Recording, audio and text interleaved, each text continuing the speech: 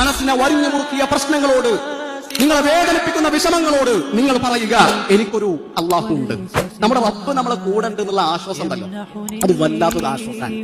മക്കയുടെ മരുമണ്ണിൽ താനും തന്റെ കുഞ്ഞും തനിച്ചായപ്പോൾ ഹാജറിന് കൂട്ടുണ്ടായത് ആ വിശ്വാസമാണ്. ചെങ്കടലിന്റെ തീരത്ത് വെച്ച് മൂസാ നബി അലൈഹി സ്വലാത്തു വസ്സലാമക്ക് വഴികാട്ടിയായത് ആ വിശ്വാസമാണ്. നമ്രൂദിന്റെ തീക്കുണ്ടാരത്തിൽ ഇബ്രാഹിം നബി അലൈഹി സ്വലാത്തു വസ്സലാമക്ക് തണുപ്പായത് ആ വിശ്വാസമാണ്. മത്സ്യത്തിന്റെ വയറ്റിനകത്തെ കൂരിവിട്ടിലും യൂനുസ് നബി അലൈഹി സ്വലാത്തു വസ്സലാമക്ക് വെളിച്ചമായത് അള്ളാഹു എന്റെ കൂടെയുണ്ട് എന്ന ബോധമാണ്.